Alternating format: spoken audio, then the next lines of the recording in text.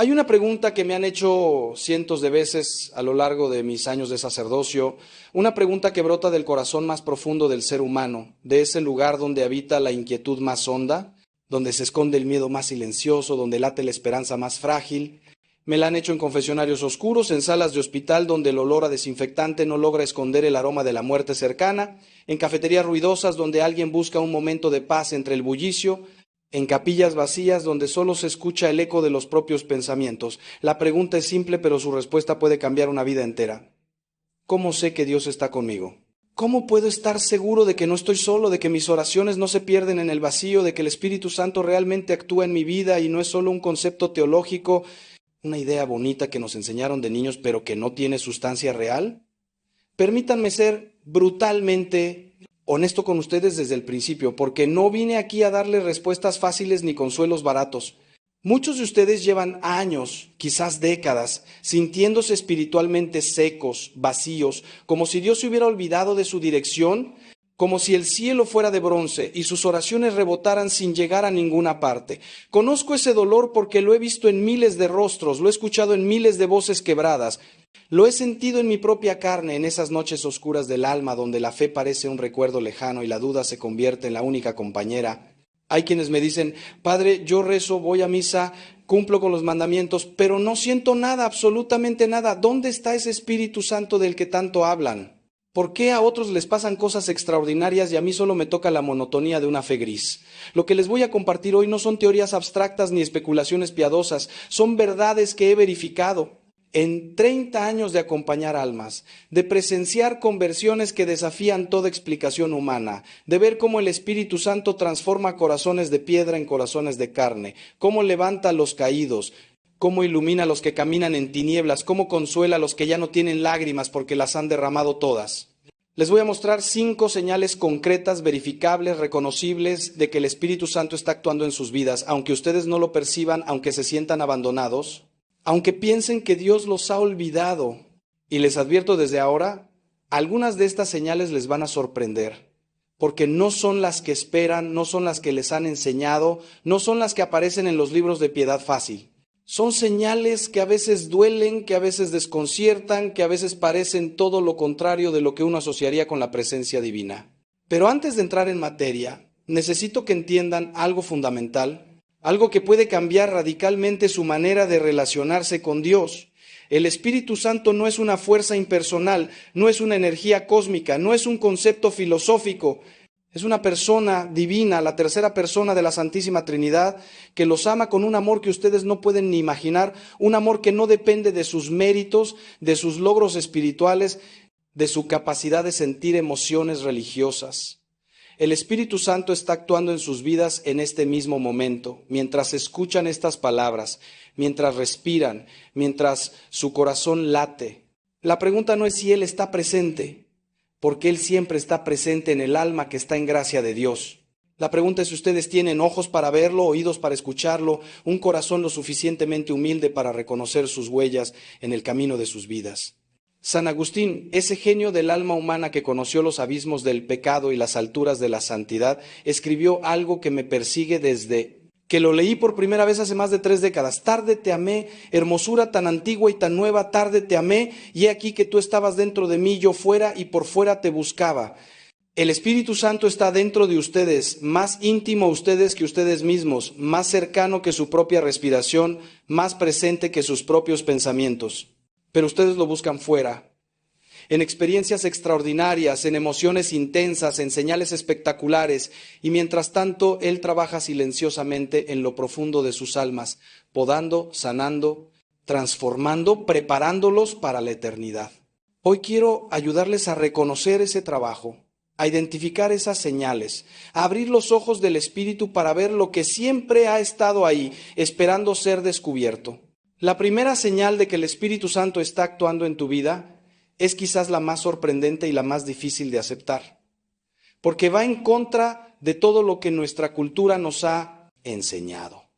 Vivimos en un mundo que glorifica la autoestima, que nos dice que debemos amarnos a nosotros mismos incondicionalmente, que nos anima a celebrar nuestros logros y minimizar nuestros defectos, Y de pronto viene el Espíritu Santo y hace exactamente lo contrario. Nos muestra nuestros pecados con una claridad que duele, nos revela la profundidad de nuestra miseria, nos hace conscientes de cuánto nos falta para ser lo que Dios quiere que seamos.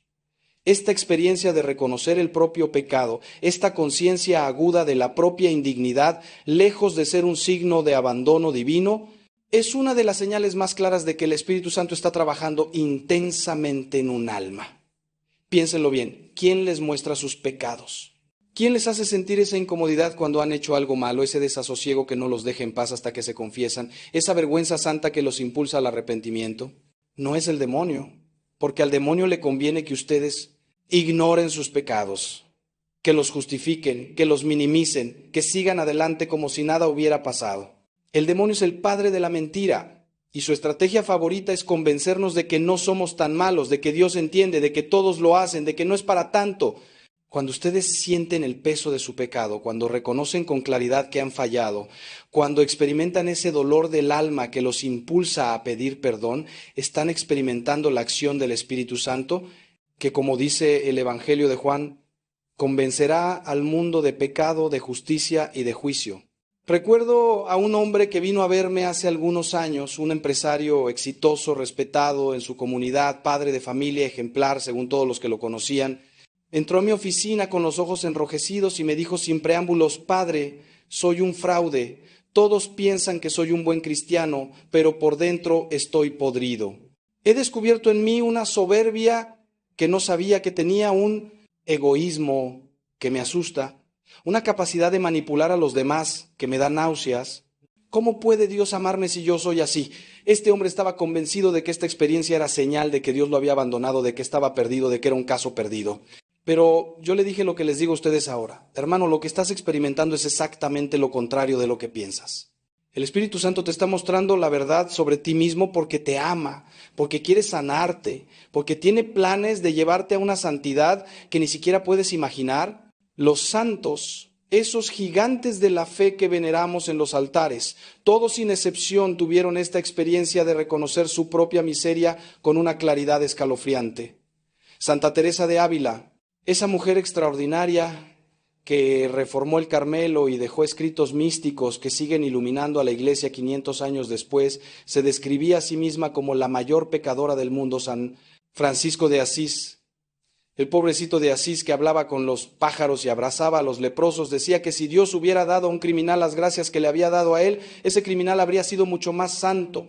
El santo cura de Ars, patrono de los sacerdotes, que pasaba hasta 18 horas diarias en el confesionario y realizó milagros asombrosos, pidió en su lecho de muerte que rogaran por el pobre pecador. ¿Estaban mintiendo estos santos?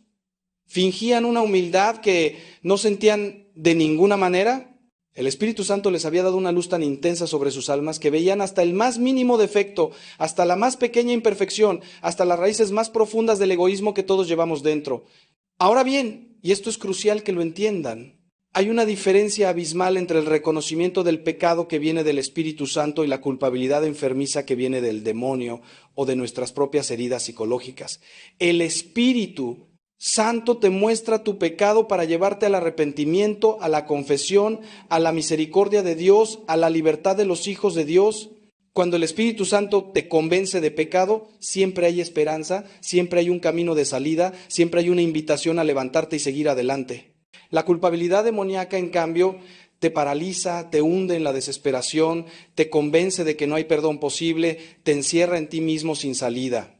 Si cuando reconoces tus pecados sientes un impulso de correr hacia Dios, de confesarte, de pedir perdón, de empezar de nuevo, eso es el Espíritu Santo.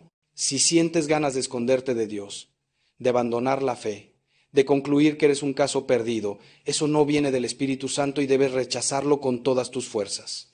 La segunda señal de que el Espíritu Santo está actuando en tu vida es un deseo creciente de oración, una sed de Dios que no se sacia con nada de este mundo, una atracción hacia el silencio, hacia la intimidad con el Creador, hacia esos momentos de encuentro personal donde el alma se desnuda ante su Señor. Este deseo puede manifestarse de muchas maneras. Puede ser una inquietud cuando pasas mucho tiempo sin rezar, una nostalgia de la presencia de Dios cuando estás demasiado ocupado con las cosas del mundo, una alegría especial cuando por fin logras hacer un rato de oración en medio de tus 1000 obligaciones. El Espíritu Santo es quien nos mueve a orar, quien ora en nosotros con gemidos inefables, como dice San Pablo, quien nos enseña a decir, Abba, Padre, con la confianza de un niño pequeño que sabe que es amado incondicionalmente.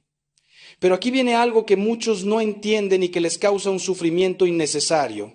El deseo de oración que produce el Espíritu Santo no siempre viene acompañado de consolaciones sensibles, de emociones dulces, de experiencias místicas extraordinarias. A veces, y esto es muy frecuente en las almas que van avanzando en la vida espiritual, el deseo de orar coexiste con una sequedad tremenda, con una sensación de que Dios está lejos, con una incapacidad total de sentir nada. Y precisamente en esa sequedad, en esa aridez, en esa aparente ausencia de Dios, es donde el Espíritu Santo está trabajando más intensamente, purificando tu amor, liberándote de la dependencia de los sentimientos, enseñándote a amar a Dios por Él mismo y no por lo que te da. San Juan de la Cruz, el místico por excelencia de la Iglesia Católica, llamó a esta experiencia la noche oscura del alma y dedicó algunos de sus escritos más profundos a explicarla. En esta noche oscura, el alma no siente nada, no ve nada, no entiende nada. La oración se vuelve árida. Los sacramentos parecen no producir efecto. Las verdades de la fe que antes iluminaban ahora parecen palabras vacías. El alma se siente abandonada por Dios, inútil, perdida en un desierto sin fin. Y sin embargo, dice San Juan de la Cruz, es precisamente en esta noche donde Dios está trabajando más profundamente, donde el Espíritu Santo está realizando su obra más importante, la purificación del amor. Porque mientras amemos a Dios por los consuelos que nos da, nuestro amor es todavía imperfecto, interesado, centrado en nosotros mismos. Cuando seguimos amando a Dios en medio de la oscuridad, cuando seguimos orando aunque no sintamos nada, cuando seguimos siendo fieles aunque todo parezca indicar que Dios nos ha olvidado, entonces nuestro amor se purifica, se vuelve desinteresado, se convierte en verdadero amor. Conozco una mujer religiosa, contemplativa, de clausura, que lleva más de 20 años en esta noche oscura, más de 20 años sin sentir consolación en la oración, sin experimentar la presencia de Dios de manera sensible, sin tener ni una sola de esas experiencias místicas que uno asocia con la vida contemplativa. Y sin embargo, todos los días se levanta a las 4 de la mañana para el primer rezo del oficio divino, pasa horas ante el Santísimo Sacramento, cumple fielmente con todas sus obligaciones religiosas, irradia una paz y una alegría que asombran a quienes la conocen. Cuando le pregunté cómo podía perseverar en medio de tanta sequedad, me respondió con una sonrisa que nunca olvidaré: Padre, si Dios me quitara esta noche, tendría miedo de que mi amor por Él fuera falso. En la oscuridad, sé que lo amo a Él y no a sus regalos. Esta mujer, que según los criterios del mundo no ha tenido ninguna experiencia espiritual significativa en 2 décadas, está más cerca de Dios que muchos que andan buscando apariciones, profecías y fenómenos extraordinarios. Así que si ustedes tienen deseo de orar, aunque la oración sea difícil, aunque no sientan nada, aunque les parezca que están perdiendo el tiempo, sepan que ese deseo es obra del Espíritu Santo. Nadie desea a Dios si Dios no lo atrae primero. Nadie busca a Dios si Dios no sale primero a buscarlo. El simple hecho de que quieran orar, de que les duela no tener tiempo para la oración, de que sientan nostalgia de Dios cuando están lejos de Él, es una señal clarísima de que el Espíritu Santo está vivo y activo en sus almas. No se dejen engañar por la ausencia de sentimientos. Los sentimientos van y vienen, suben y bajan, dependen del clima, de la salud, de 1000 factores que no podemos controlar. El deseo profundo de Dios, esa sed del alma que nada de este mundo puede saciar, eso viene del Espíritu Santo y es una de las señales más seguras de su presencia. Antes de pasar a la tercera señal, quiero detenerme un momento para hacerles una pregunta que espero los inquiete, que los haga reflexionar, que los acompañe durante los próximos días.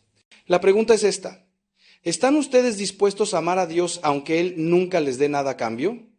¿Seguirían siendo cristianos si la fe no les proporcionara ningún consuelo, ninguna paz, ninguna alegría sensible? ¿Amarían a Dios en el infierno? Esta última pregunta, que puede parecer absurda o incluso herética, es la que se hacían los grandes místicos para purificar su amor. San Francisco de Sales decía que debemos amar a Dios aunque hubiera un infierno para castigar a los que lo aman y un cielo para premiar a los que lo odian. Santa Teresa de Lisieux, la pequeña Teresa del Niño Jesús, murió en una noche oscura tan intensa que no sentía ninguna certeza de la existencia del cielo y sin embargo seguía amando.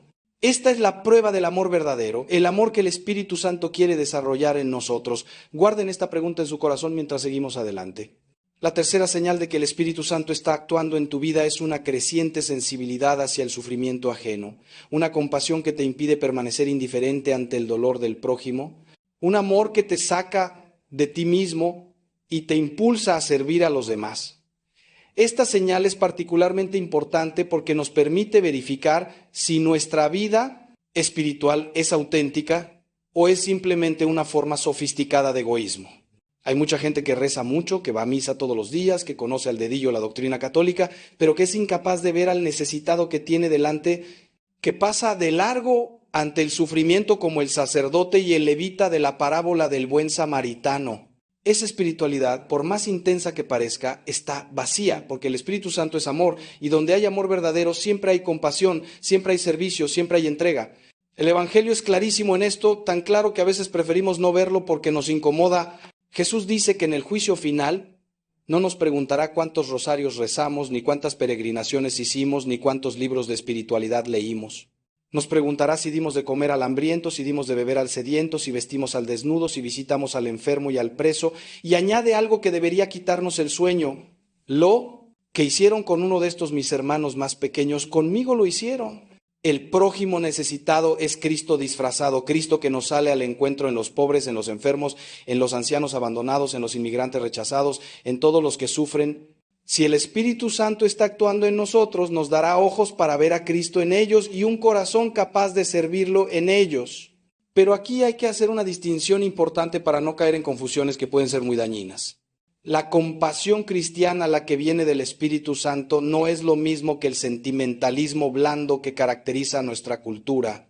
La compasión cristiana es fuerte, es exigente, busca el verdadero bien de la persona, aunque eso implique decirle verdades incómodas o negarle lo que pide cuando lo que pide le hace daño. Jesús sentía compasión por las multitudes, pero esa compasión no le impedía llamar al arrepentimiento, denunciar el pecado, exigir conversión. La compasión cristiana no es complicidad con el mal ni tolerancia del error. Es amor verdadero que quiere el bien real de la persona, su salvación eterna, no solo su bienestar temporal. Cuando el Espíritu Santo desarrolla en nosotros la compasión, nos hace capaces de amar de verdad, no de halagar, de servir de verdad, no de crear dependencias, de ayudar de verdad, no de sentirnos buenos ayudando. Recuerdo un caso que me marcó profundamente y que ilustra esta verdadera compasión cristiana. Un hombre vino a verme completamente destrozado porque su hijo, un joven de 25 años, se había ido de la casa después de una discusión terrible. El motivo de la discusión era que el padre se negaba a seguir dándole dinero al hijo, que llevaba años sin trabajar, gastándolo todo en fiestas y en una vida desordenada.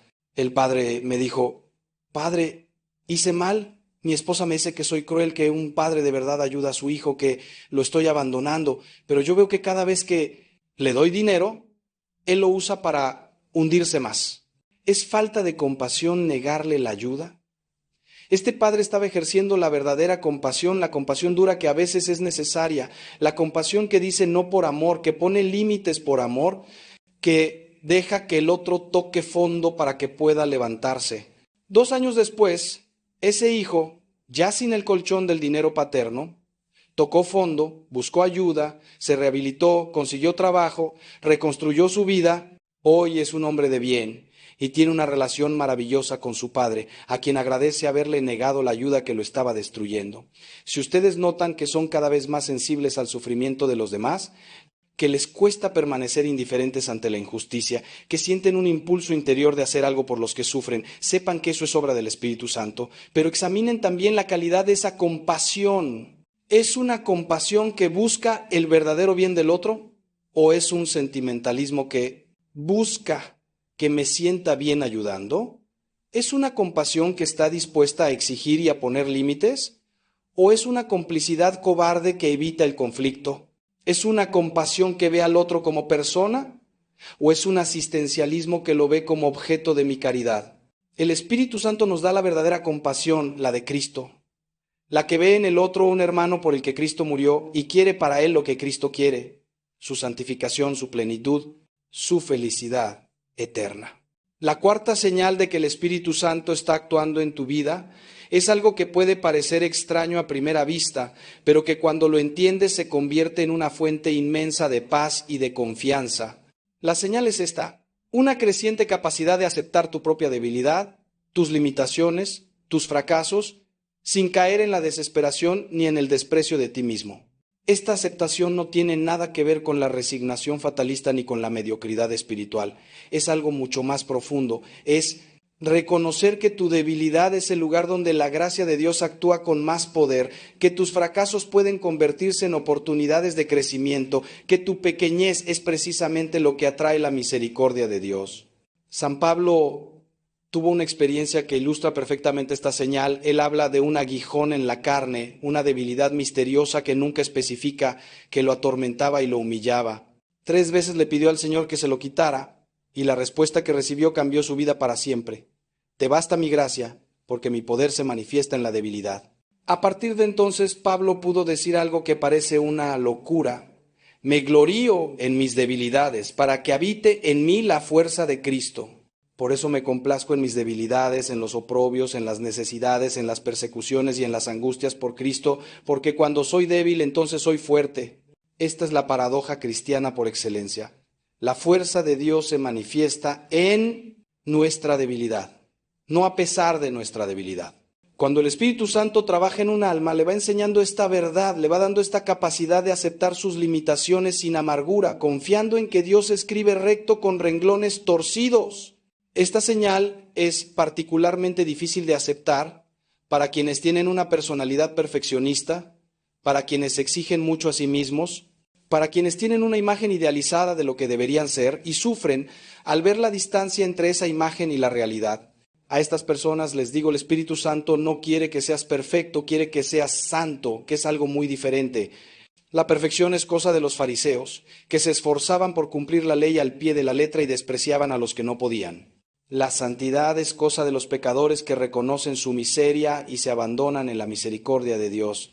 Todos los santos fueron pecadores, todos tuvieron debilidades, todos fracasaron una y otra vez. Lo que los hizo santos no fue su perfección, sino su capacidad de levantarse después de cada caída, de volver a empezar después de cada fracaso, de confiar en Dios más que en sí mismos. Conozco a un sacerdote que luchó durante años contra un pecado recurrente, una debilidad que lo humillaba y lo hacía dudar de su vocación. Cada vez que caía, se hundía en un pozo de vergüenza y autocompasión que le impedía acercarse a Dios. Un día, después de una caída particularmente dolorosa, tuvo una experiencia de oración que transformó su vida. Sintió que el Señor le decía: ¿cuántas veces has caído en esto? 100, 200, 1000, y cada vez has vuelto a mí. ¿No te das cuenta de que eso es lo que me importa? No tu debilidad, sino tu perseverancia.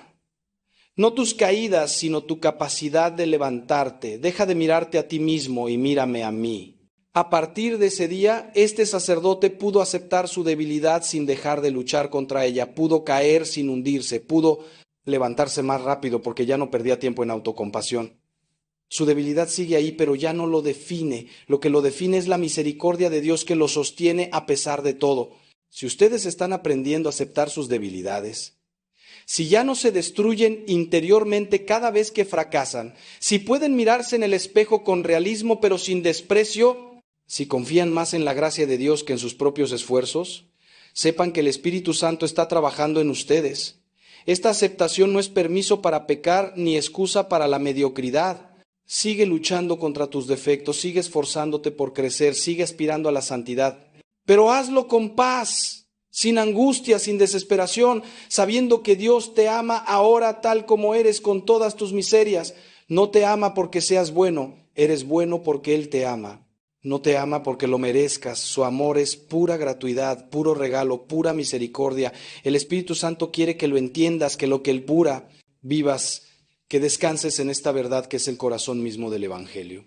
Quiero hacer una pausa aquí para preguntarles algo que puede cambiar su manera de vivir la fe. La pregunta es esta: ¿cuál es la debilidad que más te avergüenza? ¿La que más te cuesta aceptar? ¿La que más te humilla ante tus propios ojos?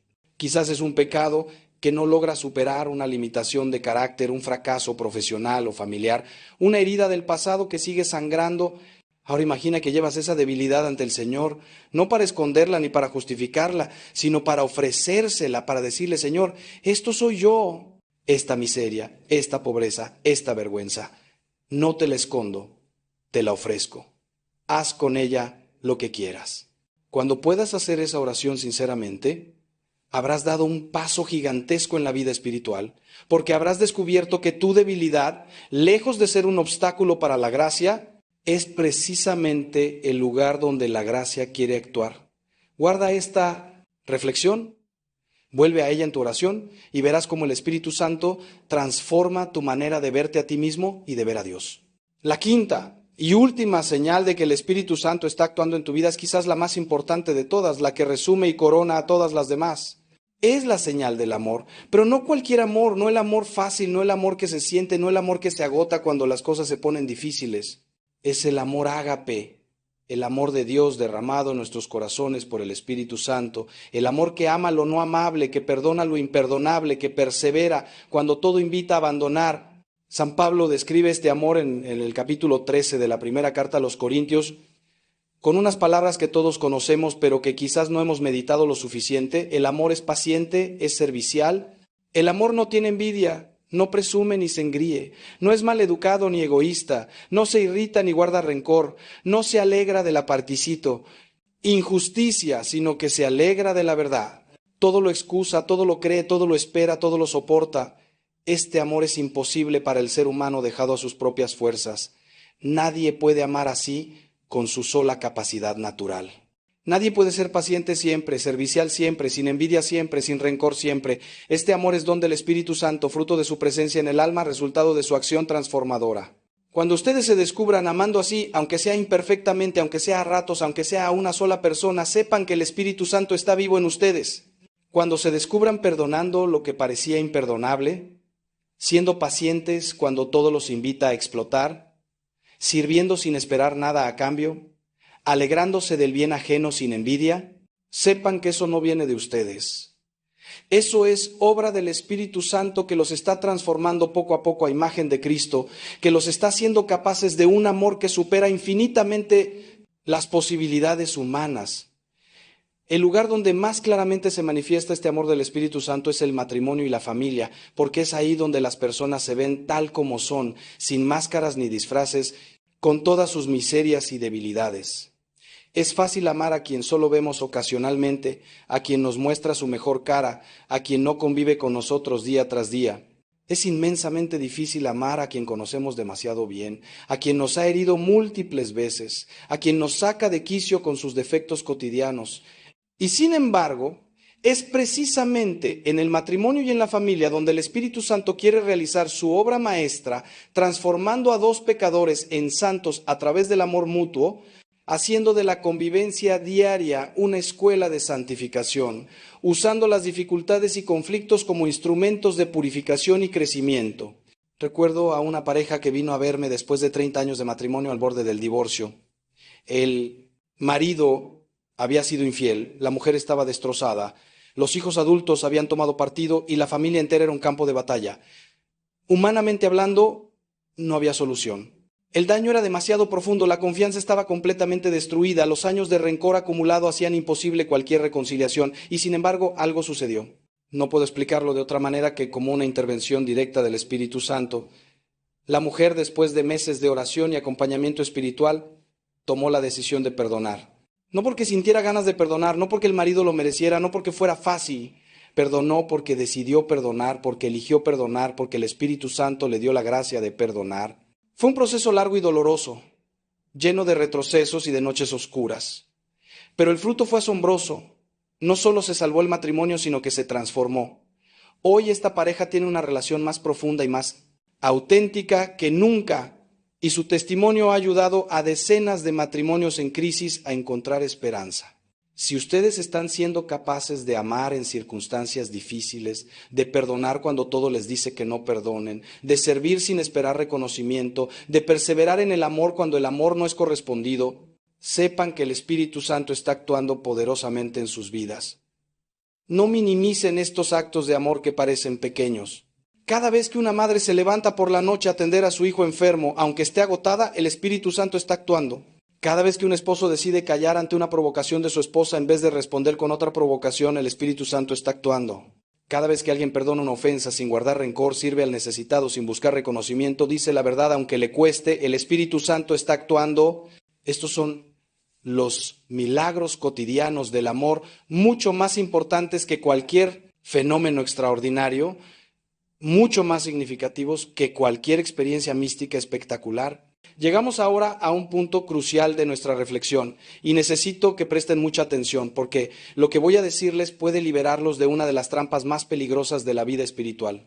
La trampa es esta: juzgar la presencia del Espíritu Santo por las emociones, por los sentimientos, por las experiencias sensibles.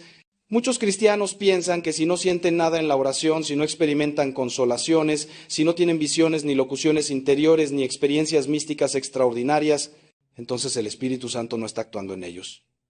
Esto es completamente falso y tremendamente dañino, porque lleva a la gente a una búsqueda ansiosa de experiencias que puede terminar en el engaño, en el fanatismo o en el abandono de la fe cuando las experiencias no llegan. Las 5 señales que les he compartido hoy no dependen de emociones ni de experiencias sensibles.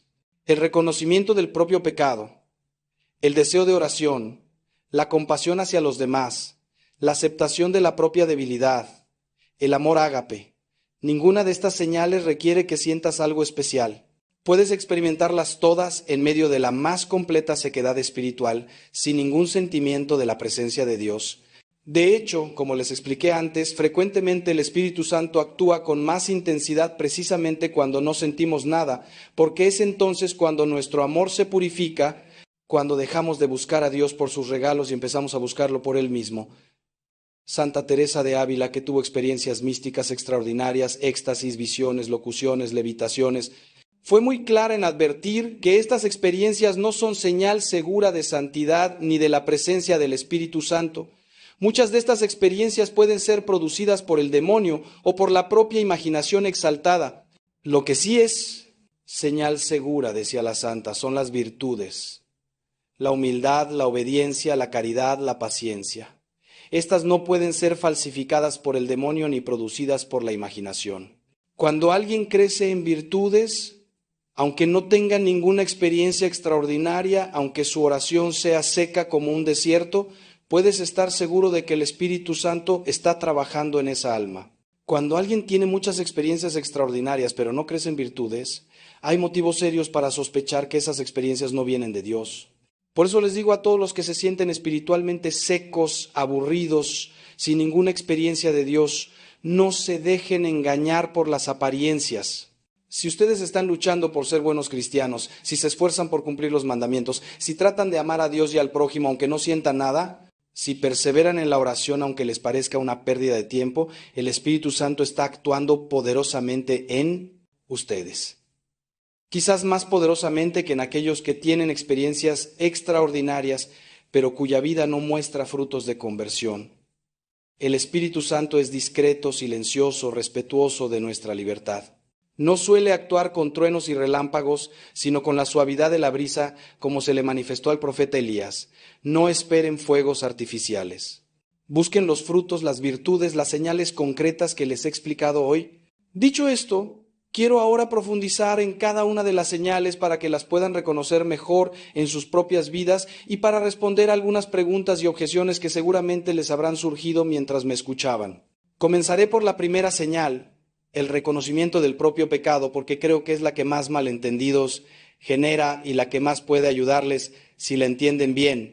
Una de las objeciones más comunes que recibo cuando hablo de esta señal es la siguiente: Padre, si reconocer el propio pecado es señal del Espíritu Santo, ¿significa eso que los ateos o los que no creen en Dios no pueden reconocer sus pecados?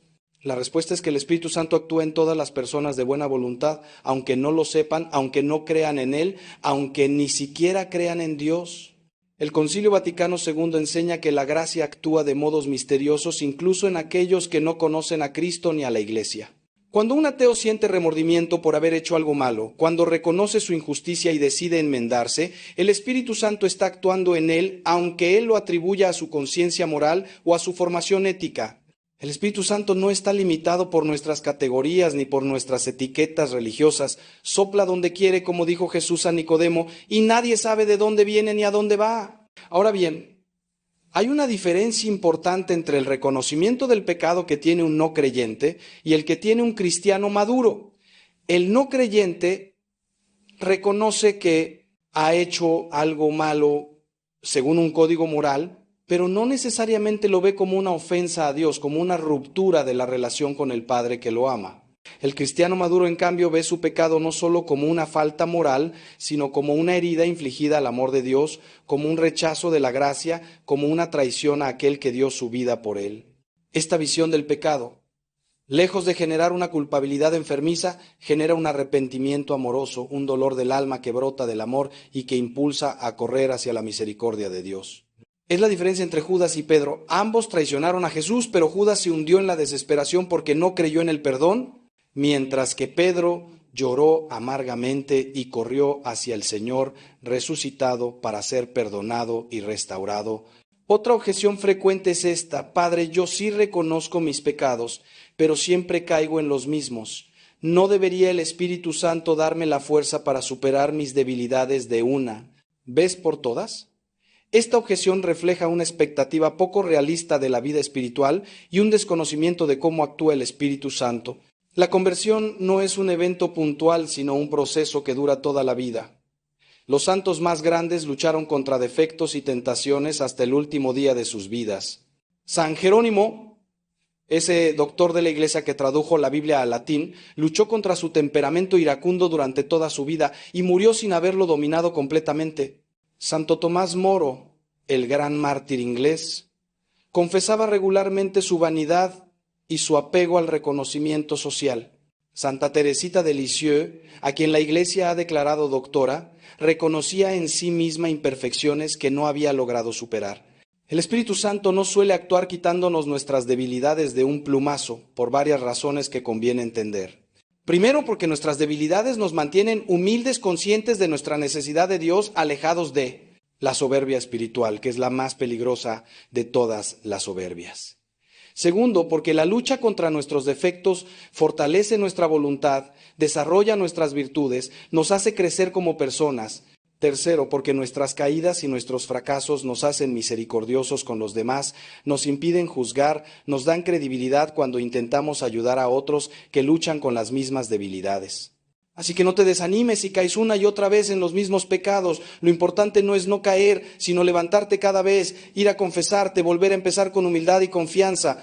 El Espíritu Santo está contigo en cada caída y en cada levantada y está usando todo, incluso tus pecados, para hacerte santo. Una última aclaración sobre esta primera señal. El reconocimiento del propio pecado del que hablo no es una introspección obsesiva ni un examen de conciencia escrupuloso que te paraliza y te llena de ansiedad. Hay personas, especialmente las que tienen tendencia al escrúpulo, que se pasan la vida examinándose, buscando pecados debajo de cada piedra, atormentándose con dudas sobre si se confesaron bien, si tuvieron suficiente arrepentimiento, si olvidaron algún pecado. Esto no es obra del Espíritu Santo, sino del demonio, que usa el escrúpulo para apartar a las almas de la paz de Dios y sumirlas en una ansiedad estéril. El reconocimiento del pecado que viene del Espíritu Santo es sereno, realista, orientado a la acción. Te muestra tu pecado con claridad, pero sin exagerarlo. Te impulsa al arrepentimiento, pero sin desesperarte. Te lleva a la confesión, pero sin obsesionarte. Si tu examen de conciencia te deja angustiado y sin paz, algo está mal.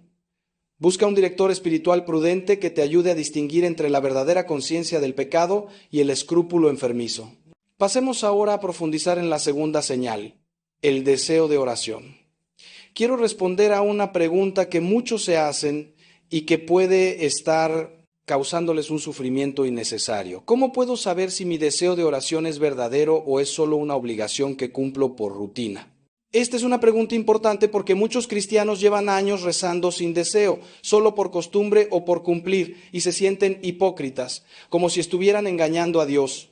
Les tengo una noticia que espero los alivie. El hecho de que sigan rezando, aunque no tengan ganas, aunque lo sientan como una obligación, aunque preferirían hacer cualquier otra cosa, es en sí mismo una señal del Espíritu Santo. El deseo de oración no siempre se siente como un deseo emotivo, como unas ganas sensibles. A veces se manifiesta simplemente como una fidelidad perseverante, como una decisión de la voluntad de seguir adelante a pesar de la sequedad. Piénsenlo así. ¿Qué los impulsa a seguir rezando cuando no sienten nada? ¿Por qué no lo dejan de una vez y no obtienen ninguna satisfacción? La respuesta es que hay algo en ustedes más profundo que sus sentimientos, que los impulsa a la oración, que no los deja abandonarla, que los hace sentir incómodos cuando pasa mucho tiempo sin rezar. Ese algo es el Espíritu Santo, que ha puesto en ustedes un deseo de Dios que trasciende los estados de ánimo y las emociones. Es como el amor de una madre por su hijo. No depende de si el hijo se porta bien o mal, de si la madre está de buen humor o de mal humor. Es un amor que está por debajo de los sentimientos, en lo más profundo del ser, y que persevera pase lo que pase. Así es el deseo de Dios que el Espíritu Santo pone en nosotros.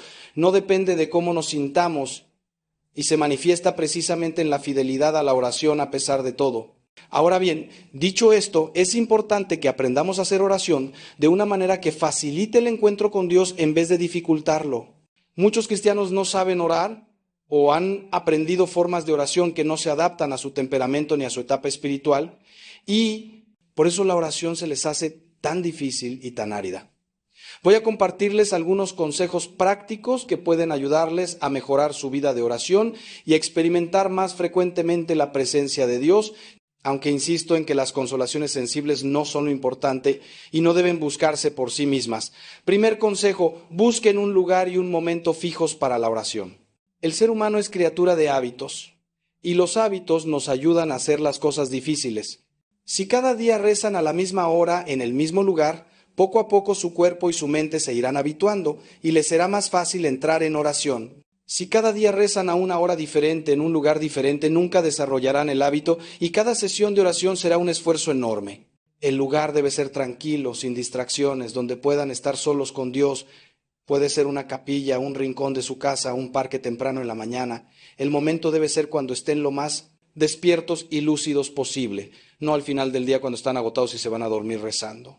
Segundo consejo: comiencen siempre la oración con un acto de fe en la presencia de Dios. Antes de decir nada, antes de pedir nada, antes de leer nada, deténganse un momento y recuerden con quién están. Dios está aquí, ahora, más presente que el aire que respiran, mirándolos con amor infinito, esperando que le hablen. Este acto de fe es fundamental porque nos saca de nuestra distracción habitual y nos pone en la presencia de Dios. Santa Teresa de Ávila decía que muchos problemas en la oración vienen de que no entendemos con quién hablamos. Si realmente creyéramos que estamos ante el Creador del universo, ante aquel que nos conoce mejor que nosotros mismos, ante aquel que nos ama hasta la locura de morir en una cruz, nuestra oración sería completamente diferente. Tercer consejo: no se preocupen demasiado por el método. Hay muchos métodos de oración y todos pueden ser buenos para algunas personas en algunas etapas de su vida espiritual. Está el rosario, la lección divina, la oración de contemplación, la oración de examen, la oración carismática y muchos más. Lo importante no es el método, sino el encuentro con Dios. Si un método les ayuda a encontrarse con Dios, úsenlo. Si no les ayuda, prueben otro. No hay un método que sea el mejor para todos. Cada uno tiene que descubrir el suyo propio y puede cambiar a lo largo de la vida.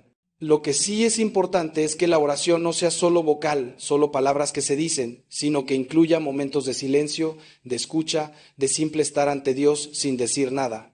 En estos momentos de silencio es donde suele actuar más profundamente el Espíritu Santo.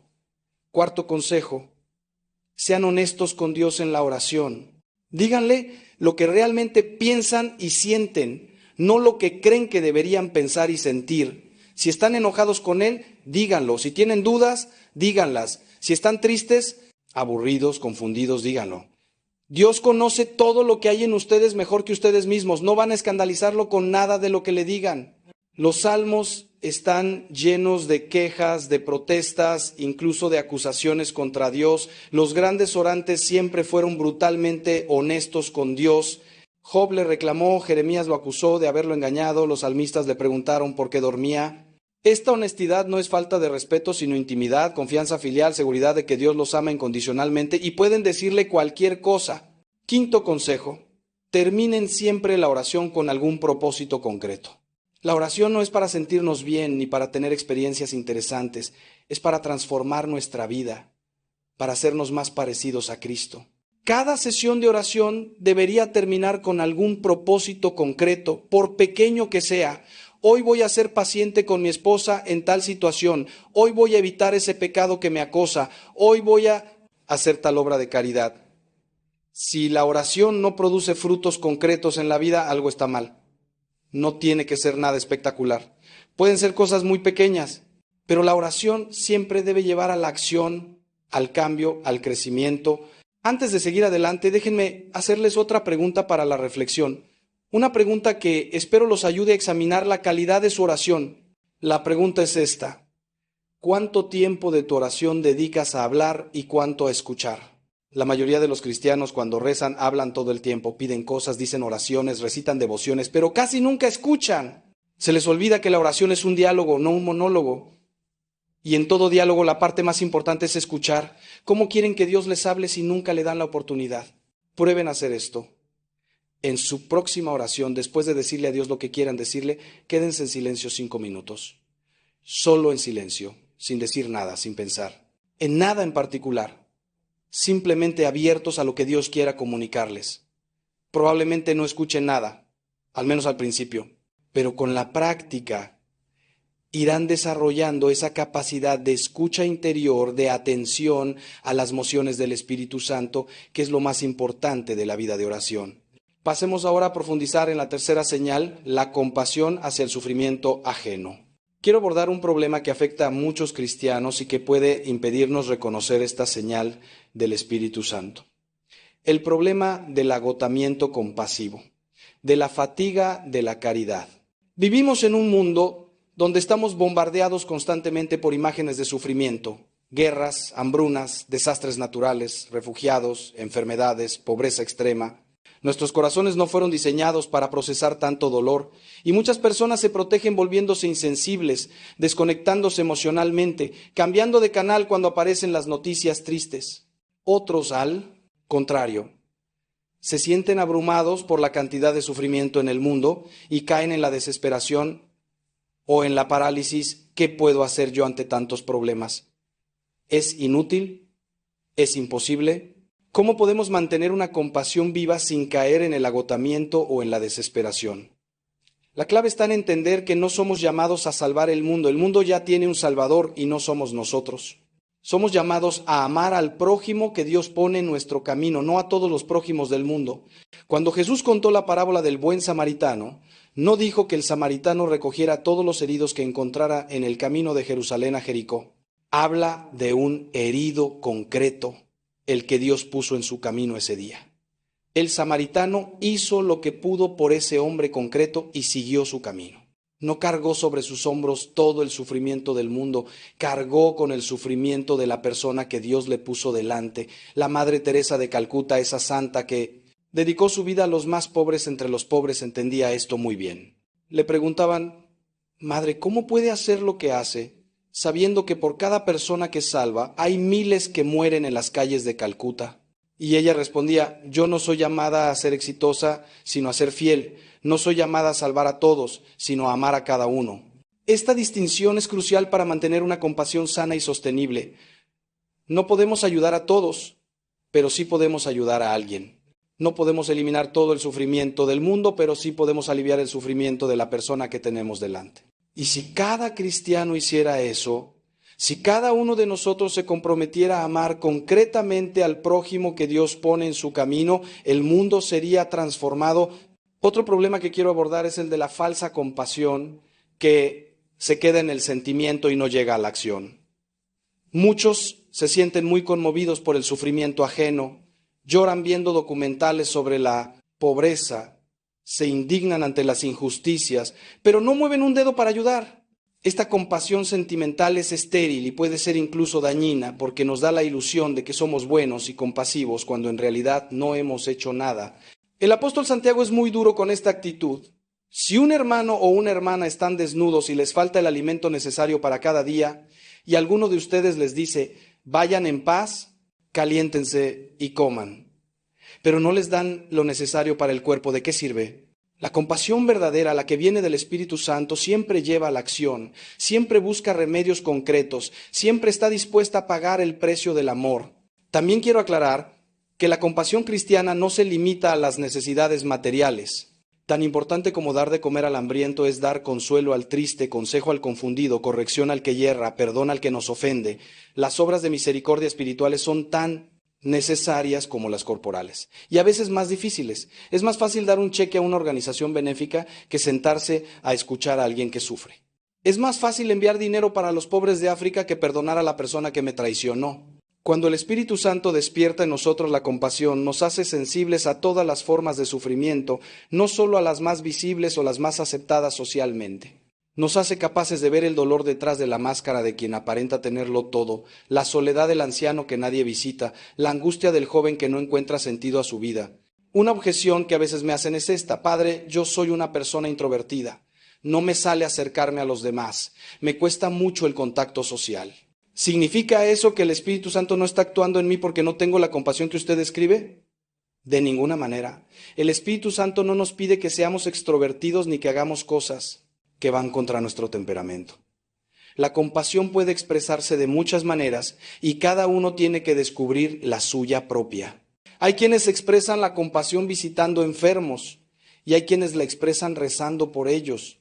Hay quienes expresan la compasión trabajando en un comedor social y hay quienes la expresan escribiendo cheques para sostener ese comedor. Hay quienes expresan la compasión escuchando a los que sufren y hay quienes la expresan haciendo cosas prácticas por ellos sin decir una palabra. Lo importante no es la forma, sino el contenido, que haya un amor real que se traduce en acción concreta, sea cual sea esa acción. Llegamos ahora a un momento de nuestra reflexión donde quiero proponerles un ejercicio práctico, algo que pueden empezar a hacer hoy mismo para abrir su corazón a la acción del Espíritu Santo. El ejercicio es este: durante la próxima semana, cada día, hagan un acto concreto de caridad por alguien que no se lo espera y que no se lo puede devolver. Puede ser algo pequeño, una palabra de aliento a alguien que lo necesita, una visita a un enfermo, una llamada a alguien que está solo, un servicio anónimo por el que nadie les dará las gracias. La condición es que sea alguien que no puede devolverles el favor, para que su caridad sea pura, desinteresada, a imagen de la caridad de Dios que hace salir el sol sobre buenos y malos. Al final de cada día, examinen cómo se sintieron al hacer ese acto de caridad, qué experimentaron, qué descubrieron sobre ustedes mismos y sobre los demás. Este ejercicio les ayudará a desarrollar la sensibilidad hacia el sufrimiento ajeno y a reconocer la presencia del Espíritu Santo que los impulsa al amor. Pasemos ahora a profundizar en la cuarta señal, la aceptación de la propia debilidad. Esta señal está muy relacionada con una virtud fundamental de la vida cristiana, quizás la más fundamental de todas: la humildad. Sin humildad no hay vida espiritual posible, porque la humildad es la verdad.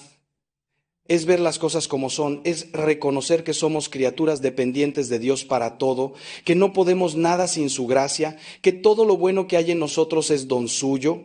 La soberbia, por el contrario, es la mentira. Es la ilusión de que nos bastamos a nosotros mismos, de que somos dueños de nuestro destino, de que no necesitamos a nadie. La humildad nos abre a la gracia, la soberbia nos cierra a ella. Por eso el Espíritu Santo trabaja incansablemente para hacernos humildes, y una de las maneras como lo hace es mostrándonos nuestras debilidades. Es importante entender que la humildad no es lo mismo que la baja autoestima ni que el autodesprecio. Hay personas que se maltratan continuamente, que se dicen cosas terribles a sí mismas, que no pueden ver nada bueno en ellas. Esto no es humildad, sino una forma de soberbia invertida, un exceso de atención a uno mismo, aunque sea negativa. La verdadera humildad no piensa mal de sí misma, simplemente no piensa en sí misma. Está ocupada en Dios y en los demás, no en mirarse constantemente al espejo, sea para aplaudirse o para criticarse. El humilde conoce sus defectos, pero también conoce los dones que Dios le ha dado y agradece ambas cosas. Agradece los dones porque le permiten servir a los demás. Agradece los defectos porque le impiden olvidarse de que necesita a Dios. Otra distinción importante es entre la aceptación de la debilidad y la complacencia en la debilidad. Aceptar mi debilidad significa reconocerla con realismo, sin desesperarme ni engañarme, y confiar en que Dios puede actuar a través de ella. Complacerme en mi debilidad significa usarla como excusa para no esforzarme, para no luchar, para quedarme donde estoy. Es que yo soy así, es que yo no puedo, es que yo tengo este defecto y no hay nada que hacer. Estas frases que suenan a humildad muchas veces esconden pereza espiritual, falta de confianza en la gracia, una rendición cobarde ante las propias limitaciones. El Espíritu Santo no quiere que te rindas ante tus debilidades. Quiere que las reconozcas, que las ofrezcas a Dios, que sigas luchando contra ellas, confiando en su gracia, y que mientras tanto no te destruyas interiormente cada vez que fracases. San José María Escrivá, el fundador del Opus Dei, tenía una expresión que a mí me ha ayudado mucho a entender esta actitud. Decía que hay que ser humildes, pero no cobardes. Humilde significa reconocer nuestra debilidad, nuestra incapacidad de ser buenos sin la gracia de Dios, nuestra dependencia total de Él. Pero no cobarde significa no acobardarnos ante el combate, no renunciar a la lucha, no darnos por vencidos antes de empezar. El cristiano maduro tiene una mezcla paradójica de realismo sobre sí mismo y audacia sobrenatural. Sabe muy bien de lo que es incapaz, pero sabe también que todo lo puede en Cristo que lo fortalece. Conoce sus debilidades, pero no las usa como excusa. Las ofrece a Dios y sigue adelante, confiando en que la gracia supera todas las limitaciones. Quiero compartir con ustedes ahora un texto del profeta Isaías que a mí me parece una de las expresiones más hermosas de esta actitud de aceptación de la debilidad combinada con confianza en Dios. Dice así: los jóvenes se cansan, se fatigan, los valientes tropiezan y vacilan, pero los que esperan en el Señor renuevan sus fuerzas, echan alas como águilas, corren sin cansarse, caminan sin fatigarse. Noten que no dice que los que esperan en el Señor no se cansan ni tropiezan, dice que renuevan sus fuerzas, lo cual presupone que se han agotado. El cristiano también se agota, también se cansa, también tropieza y cae. La diferencia es que tiene una fuente de renovación, una fuerza que no es suya, un poder que actúa precisamente cuando las fuerzas propias se acaban. Esta es la gracia del Espíritu Santo que viene en nuestra ayuda cuando hemos llegado al límite de nuestras capacidades. La quinta señal, el amor, ágape, es la culminación de todas las demás. Y sobre ella quiero reflexionar ahora con especial detenimiento porque es la esencia misma de la vida cristiana. Jesús no nos dejó como mandamiento principal que oráramos mucho, ni que fuéramos a misa todos los días, ni que conociéramos perfectamente la doctrina. Nos dejó como mandamiento principal que nos amáramos los unos a los otros como Él nos ha amado. Este amor es el distintivo del cristiano, la señal por la que el mundo nos reconocerá, la prueba de que hemos pasado de la muerte a la vida. Y este amor, como he dicho, no es un sentimiento que va y viene, sino una decisión de la voluntad que permanece firme, aunque los sentimientos se apaguen, un compromiso de buscar el bien del otro, aunque el otro no lo merezca, una determinación de perdonar, aunque no haya ganas de perdonar. El modelo de este amor es Jesús mismo, y contemplar cómo amó Él nos enseña cómo debemos amar nosotros. Jesús amó a sus discípulos cuando eran cobardes, interesados, ambiciosos, lentos para entender. Amó a Pedro cuando lo estaba negando. Amó a Judas cuando lo estaba traicionando y lo llamó amigo en el momento mismo de la traición. Amó a sus verdugos cuando lo estaban torturando y pidió por ellos al Padre. Amó a la humanidad entera hasta el extremo de dar su vida, sin que la humanidad se lo pidiera, sin que la humanidad lo mereciera, sin que la humanidad pudiera devolverle nada. Este amor incondicional, gratuito, hasta la muerte, es el amor que el Espíritu Santo quiere desarrollar en nosotros y el que nos irá capacitando para amar a lo largo de toda la vida. Pero seamos realistas, este amor es imposible para nosotros. Nadie puede amar así con sus propias fuerzas. Nadie puede amar al enemigo, perdonar al que le ha hecho daño grave, ser paciente siempre, no guardar rencor nunca. Es demasiado para la naturaleza humana. Y aquí viene precisamente el papel del Espíritu Santo. El Espíritu Santo no solo nos manda a amar, sino que nos capacita para amar. Derrama en nuestros corazones el amor de Dios, como dice San Pablo, y ese amor divino en nosotros se convierte en capacidad de amar a los demás. No amamos con nuestro amor que es pequeño y limitado, sino con el amor de Dios que está en nosotros, que es infinito e inagotable. Por eso, cuanto más abiertos estemos a la acción del Espíritu Santo, más capaces seremos de amar con este amor ágape que supera todas las posibilidades humanas. ¿Cómo abrirnos más? a la acción del Espíritu Santo para que desarrolle en nosotros este amor. Hay varias disposiciones que facilitan esta apertura. La primera es la oración, especialmente la oración de petición, pedir constantemente al Espíritu Santo que nos dé más amor, que ensanche nuestro corazón, que nos haga capaces de amar a los que nos cuesta amar. La segunda es la práctica. El amor crece cuando se ejercita, se atrofia cuando no se usa. Cada acto de amor, por pequeño que sea, desarrolla nuestra capacidad de amar y nos dispone para actos mayores. La tercera es el perdón. El rencor es el mayor obstáculo para el amor, la piedra que bloquea el canal de la gracia. Mientras guardemos rencor hacia alguien, estaremos incapacitados para amar plenamente. La cuarta es la Eucaristía. En ella recibimos a Cristo mismo y Cristo en nosotros ama a través de nosotros. La comunión frecuente es el alimento del amor cristiano.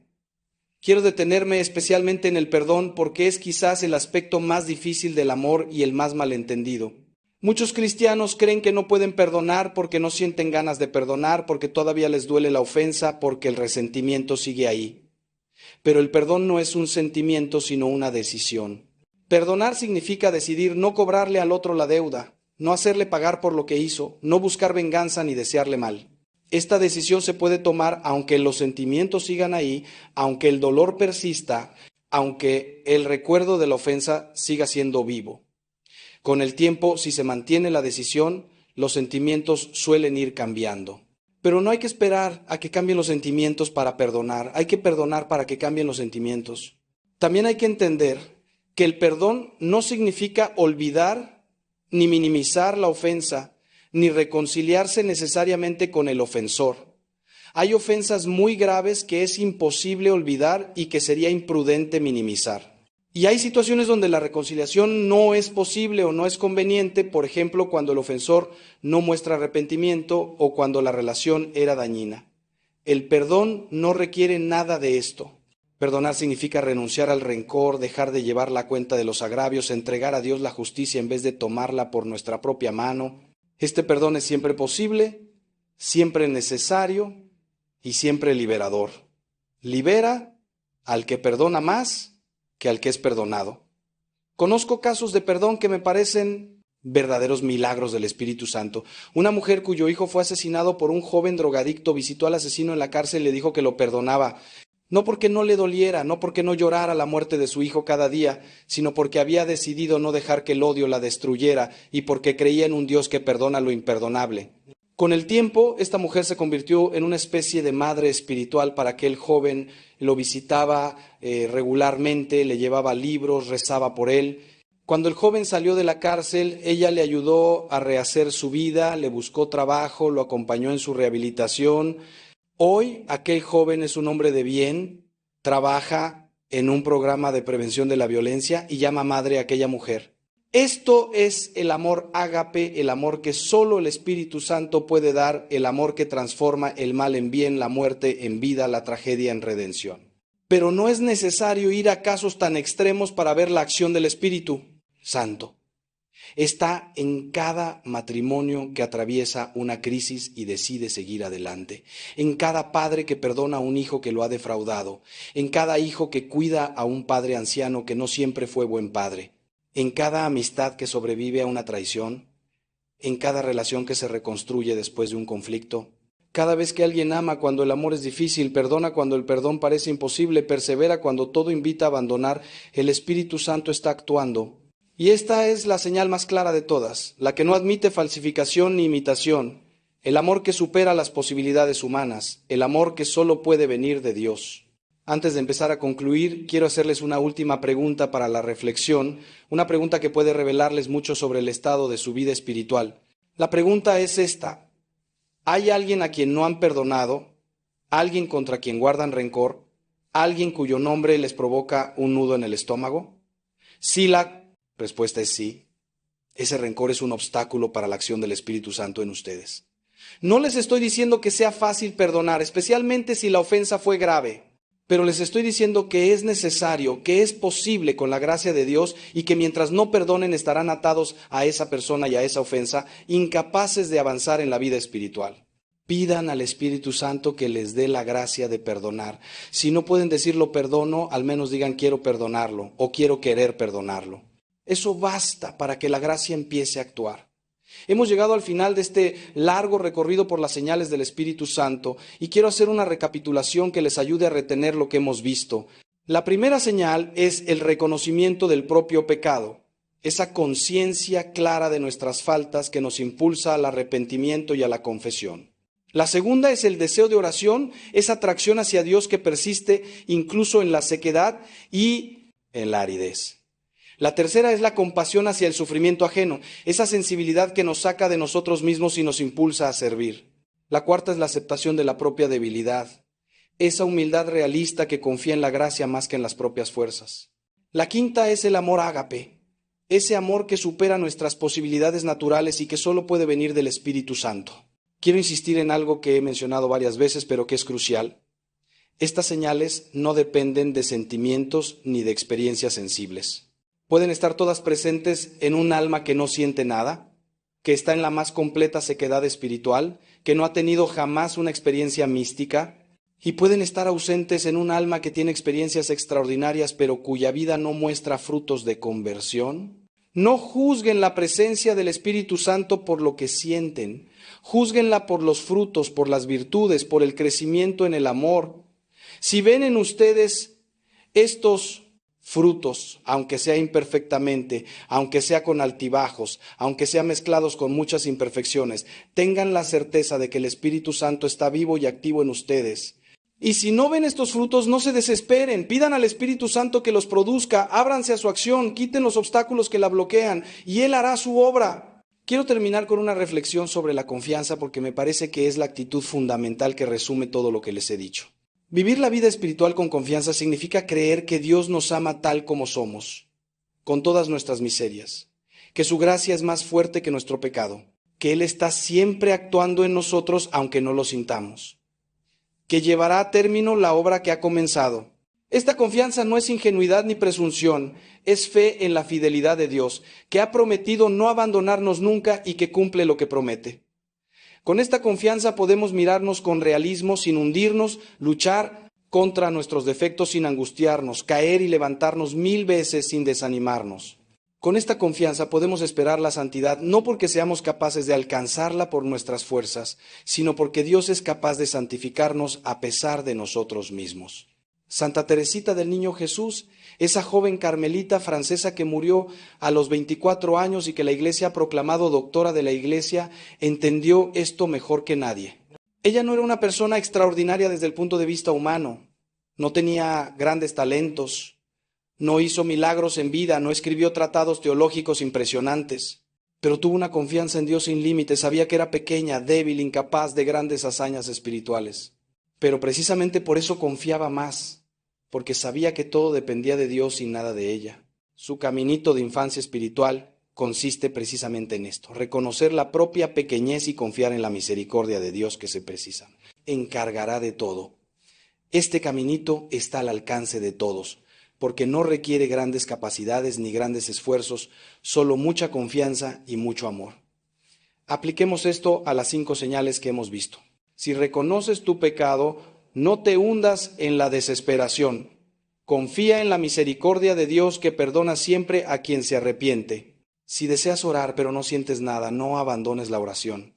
Confía en que Dios recibe tu esfuerzo y trabaja en lo oculto. Si sientes compasión pero te parece que no puedes hacer nada significativo, confía en que tus pequeños actos de amor tienen un valor infinito a los ojos de Dios. Si reconoces tu debilidad y te desanimas, confía en que la gracia de Dios actúa precisamente en esa debilidad. Si luchas por amar y fracasas una y otra vez, confía en que el Espíritu Santo irá transformando tu corazón poco a poco. La confianza no quita la lucha ni el esfuerzo, pero lo sitúa en su justo lugar, que es secundario, el protagonista de tú. Vida espiritual no eres tú, sino Dios. Y si confías en Él, Él hará maravillas en ti. Mis queridos hermanos, ha sido una gracia para mí compartir con ustedes estas reflexiones sobre la acción del Espíritu Santo en nuestras vidas.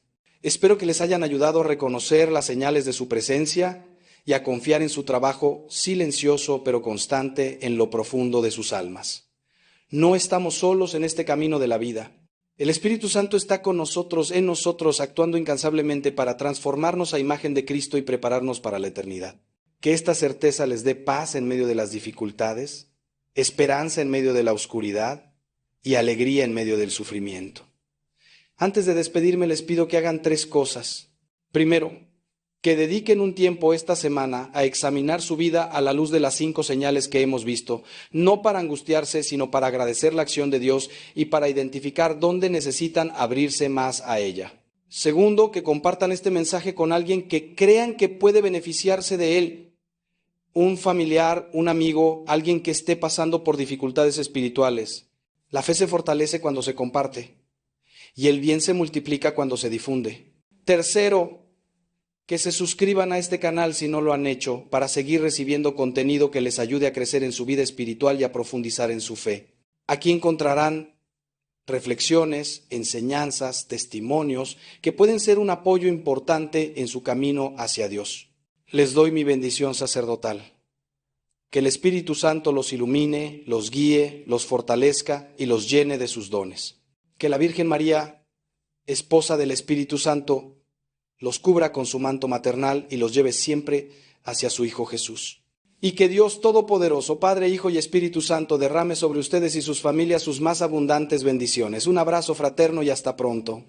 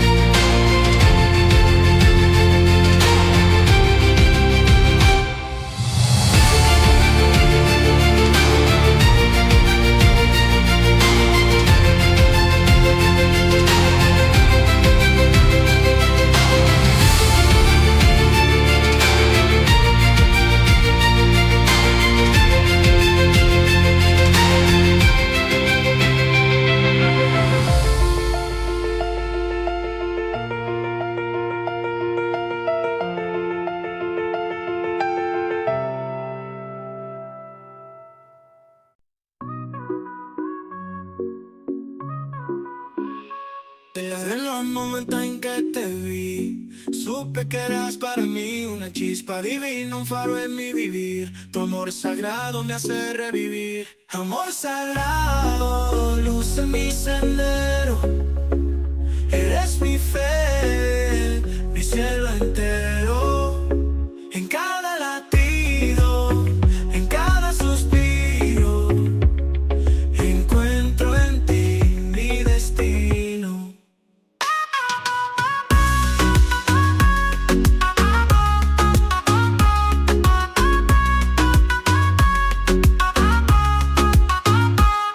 Tus ojos espejos de mi alma, en tu abrazo encuentro la calma. Eres mi refugio, mi paz, mi verdad. En ti descubrí la eternidad. Amor sagrado.